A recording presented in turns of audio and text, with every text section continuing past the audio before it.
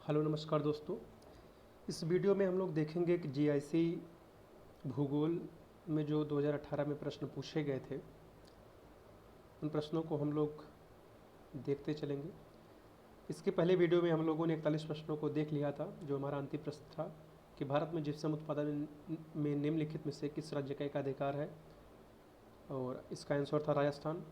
आइए अगला प्रश्न हम लोग देखते हैं कि निम्नलिखित में से कौन सा एक स्वर्णिम चतुर्भुज से जुड़ा हुआ नहीं है। तो इसका जो ऑप्शन दिया गया है बेलगाम, सूरत, गुंटूर, नागपुर। तो इसका जो आंसर होगा वो होगा नागपुर। आइए इसकी हम व्याख्या देख लेते हैं। नागपुर स्वर्णिम चतुर्भुज से नहीं जुड़ा है इसमें, है ना। बाकी उत्तर दक्षिण गलियारा से जुड़ा हुआ है। जो नागपुर है यह उत्तर और दक्षिण गलियारा से जुड़ा हुआ है, जबकि जो सूरत है, पुणे है, गुंटूर है, ये सभी स्वर्णिम चतुर्भुज से जो है जुड़े हुए। स्वर्णिम चतुर्भुज क्या है? एक प्रकार की यह परिवहन है, राष्ट्रीय परिवहन प्रणाली है, जिसमें इसमें पूछा गया है कि कौन से ऐसे नगर हैं, कौन से ऐसे शहर हैं जो स्वर्णिम चतुर्भुज से नहीं जुड़े हुए हैं। तो इसका जो आंसर है ये नागपुर है। और बाकी बेलगाम, गुंटूर, सूरत, ये सभी जो है स्वर्णिम चतुर्भुज से जुड़े हुए हैं। ठीक है, आइए हम लोग अगला प्रश्न देखते हैं। अगला प्रश्न है कि 2011 की जनगणना के अनुसार निम्नलिखित में से कौन सा युग्म भारत के ग्रामीण एवं नगरीय लिंगानुपात का सही युग्म है प्रस्तुत करता है। ठीक है, तो इसका जो ऑप्शन है ग्रामीण लिंगानुपात और नगरीय लिंगानुपात दिया गया हुआ, जो पहला है ऑप्शन 943, 922, मतलब 943 ग्रामीण लिंगानुपात, 922 नगरीय लिंगानुपात। जो बी वाले में है 947 ग्रामीण लिंगानुपात, 924 नगरीय लिंगानुपात। आइए, और जो सी है 944 ग्रामीण और 923 जो है वो नगरीय लिंगानुपात। डी में 949 ग्रामीण लिंगानुपात और 929 जो है शहरी लिंगानुपात की बात करता है। तो इसमें पूछा गया है कि निम्नलिखित जो युग्म दिए गए हैं इसमें ग्रामीण और नगरीय लिंगानुपात का सही युग्म प्रस्तुत करता है। तो इसका जो सही आंसर होगा वह डी है। ठीक है, क्योंकि डी में जो है 949 जो है वो ग्रामीण लिंगानुपात है, जबकि 929 जो है नगरीय लिंगानुपात है। ठीक है, 2011 की जनगणना के अनुसार जो ग्रामीण लिंगानुपात है वो 949 है, और जबकि जो शहरी लिंगानुपात है वो 929 है। इसका जो आंसर होगा डी होगा। ठीक है, आइए हम लोग अगला प्रश्न देखते हैं। निम्नलिखित में से किस केंद्र शासित प्रदेश ने 2011 में सर्वाधिक साक्षरता दर्ज की है? ऑप्शन है लक्षद्वीप, दमन दीव, चंडीगढ़, पुडुचेरी। तो इसका जो सही आंसर है वो है लक्षद्वीप। दिए गए विकल्पों में भारत के केंद्र शासित प्रदेशों में सर्वाधिक जो साक्षरता दर है वो लक्षद्वीप में है। ठीक है, जो सर्वाधिक जो साक्षरता दर है वो लक्षद्वीप में है 91.8%। दमन दीव में है 87%, 87.1। चंडीगढ़ की जो साक्षरता है वो 86 है। ठीक है, और जो पुदुचेरी की है वो 85.8 है। ठीक है, तो वर्तमान के जो प्रश्न आ रहे हैं विभिन्न एग्जामों में, उसमें देखते हैं कि जनगणना से भी बहुत सारे प्रश्न आते हैं। लिंगानुपात में पूछता है कि जनसंख्या में सर्वाधिक कौन सा है। ठीक है, और फिर जनघनत्व के बारे में पूछता है। तो बहुत सारे प्रश्न जनगणना से आते हैं, तो हमें जनगणना का भी हम प्रयास करेंगे कि जनगणना से एक दिन अलग वीडियो लेकर लाएंगे जनगणना से, जिससे प्रश्न बनते हैं हमारे। ठीक है, आइए हम लोग अगला प्रश्न देखते हैं। भारत में 2011 की जनगणना के अनुसार जो नगरों का जनसंख्या के आकार के आधार पर कितने वर्गों में बांटा गया है? तो इसका जो ऑप्शन है 4, 5, 6, 7। जो इसका सही आंसर है वो 6 है। तो कभी कभी देखिए प्रश्न ऐसा भी पूछता है कि जो भारत में नगरों का वर्गीकरण किया जाता है किन आधारों पर किया जाता है? तो यह जनसंख्या के आकार के आधार पर। ठीक है, तो जनसंख्या के आकार के आधार पर जो है नगरों का वर्गीकरण किया जाता है। तो कितने भागों में? 6 भागों में नगरों का वर्गीकरण किया गया है। ठीक है, इसमें जो सबसे बड़ा नगर है उसका जनसंख्या 1 लाख से अधिक माना जाता है। जो सबसे छोटा है उसमें जो है 500 से कम माना जाता है। ठीक है, और इस तरह 6 वर्गीकरण किया गया है। जो सबसे कम है वो 500 से कम जनसंख्या है। फिर जो उसके बाद है 5,000 से कम है, फिर 5,000 से 9,999, फिर 10,000 से 19,999, फिर 20,000 से 49,999, फिर 50,000 से 99,999, फिर है 1 लाख से अधिक जनसंख्या। तो सबसे पहले वर्ग में 1 लाख से अधिक जनसंख्या को रखा गया है। ठीक है, तो नगरों का वर्गीकरण कितने भागों में है? 6 भागों में। किसके आधार? जनसंख्या के आकार के आधार पर। तो आइए इसमें कुछ सिद्धांत दिए गए हैं, संकल्पना, और उनके विद्वानों का नाम दिया गया है, और पूछा गया है कि कौन इसमें सुमेलित नहीं है। ठीक है, कौन सुमेलित नहीं है पूछा गया है। तो सेंटर प्लेस थ्योरी जो है क्रिस्टालर से, बिल्कुल सही जवाब। इंडस्ट्रियल लोकेशन सिद्धांत वेबर का है, सही बात है। वेबर ने 1909 में जो है इंडस्ट्रियल लोकेशन से संबंधित सिद्धांत प्रस्तुत किया था। सेंटर प्लेस जो है 1933 में जो है इसका प्रतिपादन क्रिस्टालर ने किया था। अब कभी कभी ये पूछता है कि सेंट्रल प्लेस शब्दावली का सर्वप्रथम प्रयोग किया था कौन? तो 1931 में जो है वो किया था जेफरसन ने। ठीक है, तो जेफरसन ने सर्वप्रथम सेंट्रल प्लेस शब्दावली का प्रयोग किया था।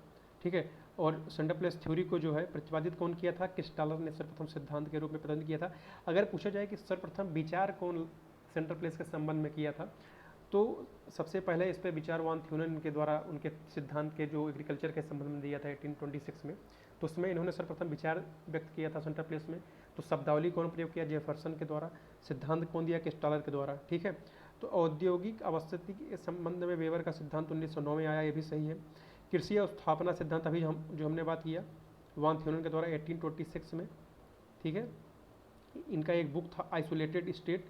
ठीक है, आइसोलेटेड स्टेट में जो है इस सिद्धांत का इन्होंने प्रतिपादन किया था। एक कब आया था? 1826 में। इसको आप लोग नोट करते हुए भी चलेंगे। ठीक है, और जो खुदरा गुरुत्वाकर्षण का नियम है, इसे हम लोग रिटेल ग्रेविटेशन थ्योरी भी कहते हैं। ठीक है, इसका जो प्रतिपादन किया गया था वह BJL बेरी के द्वारा नहीं किया गया था। ठीक है, इसका जो प्रतिपादन किया गया था उनका नाम जो है JK जिफ है। ठीक है, रिटेल ग्रेविटेशन का जो है रैले के द्वारा किया गया था, सॉरी रैले के द्वारा जो है 1929 में जो है, मैं भूल रहा था, तो WJ रैले कहते हैं ये, WJ रैले के द्वारा जो है 1929 में जो है रिटेल ग्रेविटेशन थ्योरी जो है इन्होंने प्रतिपादन किया था। ठीक है, और यह नगरों के जो है उनके प्रभाव क्षेत्रों को जो है सीमांकन करने के लिए प्रयोग किया जाता है, इस सिद्धांत को उन्होंने दिया था। ठीक है, आइए इसमें पूछा गया है, ये भी बहुत महत्वपूर्ण सवाल है, कुल जनसंख्या तथा कुल कृषि क्षेत्र के अनुपात को कहते हैं। ठीक है, इसका जो ऑप्शन दिया गया है गणितीय घनत्व है, कृषि घनत्व है, आर्थिक घनत्व है, कायिक घनत्व है।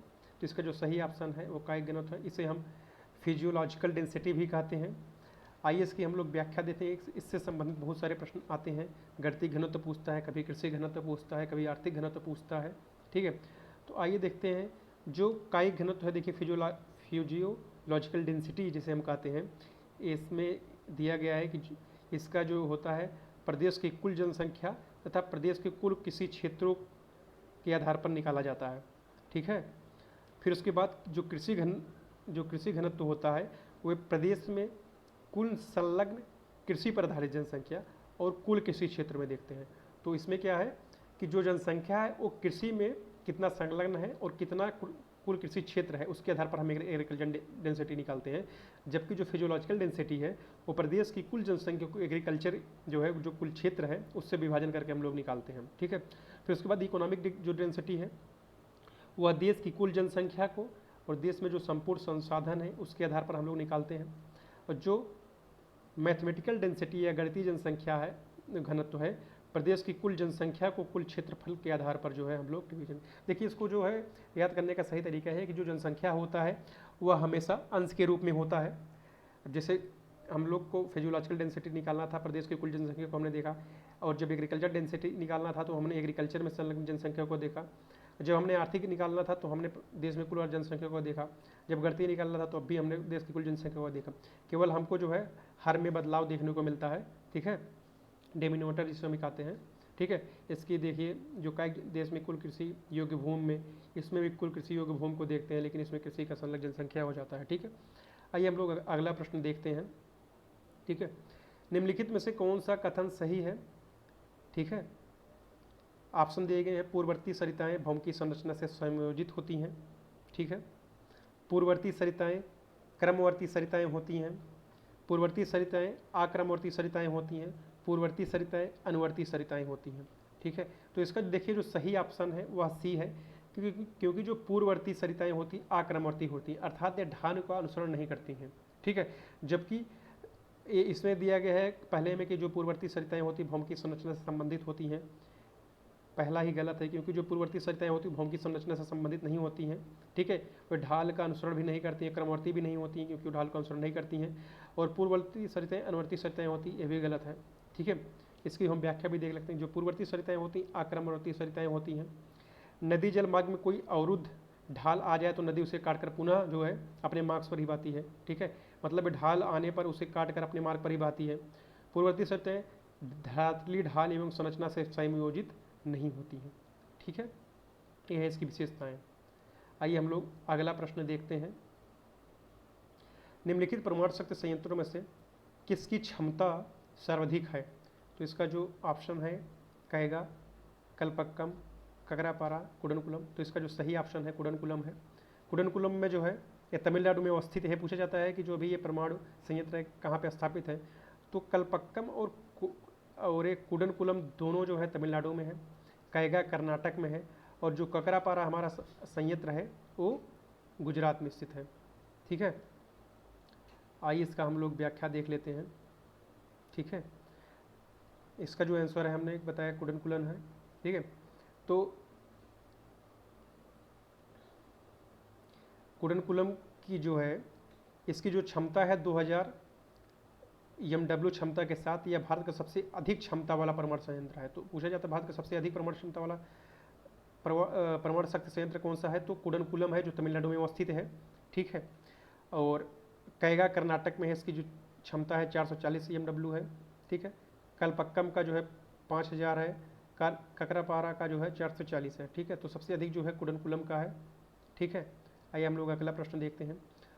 शुष्क एवं अर्धशुष्क प्रदेशों में पेडिमेंट एवं प्लाया के मध्य निक्षेप जनित मंद ढाल वाले पदार्थ कहते हैं। तो इसका जो ऑप्शन है बजाडा, अर्ग, रेग, शैलिना। ठीक है, तो इसका जो सही आंसर होगा वह है बजाडा। ठीक है, इसमें शुष्क एवं इसकी व्याख्या देखते हैं।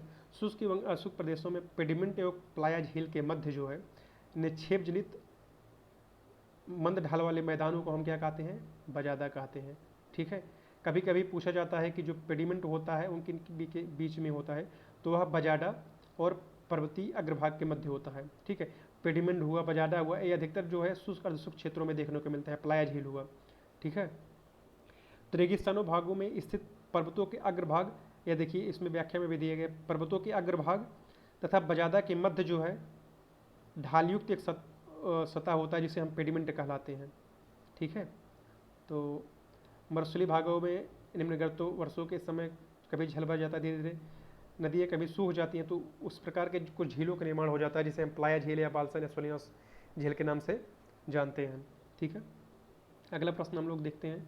निम्नलिखित में से कौन सी एक अपरदनात्मक स्थलाकृतियाँ नहीं है? कौन से जो ऑप्शन दिए गए इसमें कौन सी अपरदनात्मक स्थलाकृतियाँ नहीं है? तो इसके जो है ऑप्शन है क्रास्ट विंडो, डोलाइन, लैपीज, स्टेलेग्माइट। ठीक है, तो इसका जो ऑप्शन है स्टेलेग्माइट है, क्योंकि यह क्रास्ट जो है निक्षेपणात्मक स्थलाकृतियाँ है, और जितने भी हैं क्रास्ट विंडो हुआ, लैपीज हुआ और डोलाइन हुआ, ये सभी क्या है अपरदनात्मक स्थलाकृतियाँ हैं। ठीक है, इसमें पूछा गया है कौन से अपरदनात्मक स्थलाकृतियाँ नहीं हैं, तो स्टेलेग्माइट और स्टेलेक्टाइट एक कंदरा स्तंभ होता है। इन सभी का जो निर्माण होता है वो भूमिगत जल के निक्षेपण के द्वारा होता है। क्रास्ट क्षेत्रों में ये सब निक्षेपणात्मक स्थलाकृतियाँ हैं, जबकि क्रास्ट विंडो, लैपीज, डोलाइन ये सभी अपरदनात्मक स्थलाकृतियाँ हैं। ठीक है, ये क्रास्ट विंडो देखिए, डोलाइन हुआ, लैपीज हुआ, ये सब क्रास्ट क्षेत्रों में अपरदनात्मक स्थलाकृतियाँ हैं। ठीक है, आइए हम लोग अगला प्रश्न देखते हैं आज का। इसमें विद्वान दिए गए हैं और उनके जो है पुस्तक लिखे गए हैं, उनको मिलान करना है। स्ट्रैबो के द्वारा जो लिखी गई पुस्तक है, वारेनियस के द्वारा, टालमी के द्वारा, हर्जिल के द्वारा। ठीक है, इसमें मिलान करना है। तो देखिए जो सबसे जो प्रसिद्ध पुस्तक है एंथ्रोपोजियोग्राफी, ये हर्जिल का है। ठीक, वारेनियस जो जियोग्राफिया जनरलिस्ट है। इस समय जो है इन्होंने सर्वप्रथम द्वैत जो है विवाद यहीं से इनके पुस्तक से शुरू हुआ था। इन्होंने भूगोल को जो है भौतिक और नहीं, इन्होंने क्रमबद्ध और प्रादेशिक में जो है सर्वप्रथम जो है द्वैत इन्हीं के पुस्तक से शुरू हुआ। का पूछा जाता है कौन जनक है, तो वारेनियस को ही माना जाता है। और जो टालमी की जो पुस्तक है, ठीक है, वो है जियोग्राफी। ठीक है, और स्ट्रैबो की है जो वो जियोग्राफिया है। ठीक है, तो 2 2 3 4 1। ठीक है, इसका हम लोग ऑप्शन देखते हैं। सी दिया है, स्ट्रैबो ने जो है जियोग्राफी लिखा है। ठीक है, और जबकि टालमी का जो है जियोग्राफिया है। ठीक है, इसमें देखिए है कि वारेनियस का जियोग्राफिया जनरलिस्ट है। ठीक है, और जियोग्राफी है स्ट्रैबो का, टालमी का जियोग्राफिया है हर्जिल का। तो इसका जो सही आंसर है सी है। ठीक है, इसमें देखिए कुछ जो है सिद्धांत या कह सकते हैं कि संकल्पनाएं दी गई हैं और उससे संबंधित जो है विद्वान दिए गए हैं। ठीक है, और उनको ऑप्शन मिलान करना है। देखिए जो पैराडाइम जिसे चिंतन फल कहते हैं, ये थॉमस कुहन के द्वारा इनका एक पुस्तक था 1962 में इन्होंने लिखा था। 1962 में लिखा था the structure of scientific revolution. ठीक है, the structure of scientific revolution जो है इन्होंने पुस्तक लिखा था। थॉमस कुहन जो है इसमें इन्होंने पैराडाइम शब्द का प्रयोग किया था। ठीक है, संभववाद ये ब्लास के द्वारा है। इन्हें जो है ब्लास ने सर्वप्रथम जो है पूछा जाता है कि जो संभववाद हुआ वो किस देश में सर्वप्रथम इसका विकास हुआ, तो फ्रांस के विद्वानों ने इसमें विशेष योगदान किया। ठीक है, वाडली ब्लास इसमें महत्वपूर्ण है। पूछा जाता है संभववाद जो शब्दावली है किसने प्रयोग किया था, तो वह फेब्रे के द्वारा सर्वप्रथम प्रयोग किया गया था। और फेब्रे को ही संभवत का जनक भी माना जाता है, जबकि इसके संस्थापक जो है वाइडल डी ब्लास हैं, एक फ्रांसीसी भूगोलवेत्ता हैं। ठीक है, और जो अम्बलैंड है 1914 में आंद्रे एलेक्स के द्वारा जो है प्रतिपादित किया गया था। अम्बलैंड मतलब किसी भी नगर का उसका प्रभाव क्षेत्र जो है कहाँ तक है। मेगालोपोलिस जो है जीन गॉटमैन के द्वारा 1957 में जो है यह प्रतिपादित किया गया था। ठीक है, तो ए का जो है पहला, दूसरा, तीसरा, चौथा, तो इसका जो ऑप्शन होगा ए होगा। ठीक है, आइए अगला प्रश्न हम लोग देखिए। इसमें दिया भी है व्याख्या में, जो चिंतन पलक है पैराडाइम शब्द का सर्वप्रथम प्रयोग थॉमस कुहन के द्वारा किया गया था, टी.एस. कुहन। इन्होंने 1962 में अपनी पुस्तक the structure of scientific revolution में किया था इस शब्दावली का प्रयोग। संभववाद विचारधारा का जो जन्मदाता है वो फ्रांसीसी विद्वान वाडल डी ब्लास को माना जाता है, लेकिन इसका जो शब्दावली है प्रयोग कौन किया था, फेब्रे के द्वारा। अम्लैंड को जिसे प्रभाव प्रदेश भी कहते हैं, इसको हिंटरलैंड भी कहते हैं, जिसे ग्रीन ने नाम दिया था। ठीक है, इसका प्रयोग सर्वप्रथम आंद्रे एलेक्स ने 1914 में किया था। ठीक है, और मेगालोपोलिस 1957 में जीन गॉटमैन के द्वारा। यूएसए के जो उत्तरी पूर्वी समुद्री तटीय प्रदेश हैं उनके लिए यह प्रयोग किया गया था। देखिए ऐसे भी प्रश्न पूछे जाते हैं कि जो जीन गॉटमैन ने जो मेगालोपोलिस शब्दावली का प्रयोग किया था वह किस देशों के नगरीय क्षेत्रों से संबंधित था, तो यह अमेरिका के उत्तरी पूर्वी समुद्र तटीय प्रदेशों के जो लिए इन्होंने विशाल नगरीय क्षेत्र या मेगालोपोलिस शब्दावली का प्रयोग किया। ठीक है, आइए जो अगला प्रश्न हम लोग देखते हैं। बरखान का पवनमुखी ढाल तीव्र होता है। ठीक है, बरखान का जो है पवनमुखी जो ढाल होता है वो तीव्र होता है। बरखान के शिखर पवन दिशा को इंगित करते हैं। ठीक है, तो इसका जो ऑप्शन दिया गया है कि यार भी दोनों कथन और तर्क सही हैं, व्याख्या करता है। और दूसरे में है कि कथन भी सही है, तर्क भी सही है, लेकिन व्याख्या नहीं करता है। सी में है कि ये सही है किंतु आर गलत है। डी में है ये गलत है किंतु आर। इसका जो आंसर है वह बी है, क्योंकि दोनों सही हैं लेकिन वो व्याख्यान नहीं करते हैं। जो बरखान का पवनमुखी ढाल होता है तीव्र होता है, बरखान के शिखर पवन दिशा को इंगित करते हैं। देखिए दोनों सही है लेकिन व्याख्या कथन कारक जो है नहीं है, सही व्याख्या करते हैं। बरखान अनुप्रस्थ बालू का स्तूप है। पूछा जाता है कि अनुप्रस्थ बालू का स्तूप कौन सा है, तो बरखान कैसा है, अनुप्रस्थ बालू का स्तूप है। ठीक है, इनका आकार चापाकार या नवचंद्राकार होता है। ठीक है, ये मरुस्थलीय क्षेत्रों में पवनों के द्वारा निर्मित स्थलाकृतियाँ हैं। ठीक है, ये पवन की अनुप्रस्थ दिशा अर्थात समकोण पर निर्मित होती हैं। ठीक है, ये पवन के जो है समकोण पर निर्मित होती है। ठीक है, और इनका जो पवनमुखी ढाल है वह उत्तल होता है और जो पवन विमुखी ढाल होता है वह अवतल होता है। देखिए इससे कितने प्रश्न बन रहे हैं हमारे। बरखान किस प्रकार की है जो है स्तूप बनाता है, तो अनुप्रस्थ बालू का स्तूप का निर्माण होता है इसके द्वारा। ठीक है, और यह इसका जो आकार चापाकार नवचंद्राकार होता है। ठीक है, और इसका जो पवन की दिशा की तरफ यह अनुप्रस्थ या समकोण पर निर्मित होता है। इसका जो पवनमुखी ढाल होता है बरखान का वह उत्तल होता है और जो पवनमुखी ढाल होता है वह अवतल होता है। ठीक है, बरखान प्रायः श्रृंखला में स्थित होते हैं, श्रृंखलाएं पवन दिशा में होती हैं। ठीक है, अतः कथनकार दोनों सही हैं किंतु व्याख्या जो है नहीं करते हैं। ठीक है, तो ये बरखान को हमें याद रखना है कि ये अनुप्रस्थ बाल का स्तूप होते हैं, पवन के दिशा में समकोण पर निर्मित होते हैं।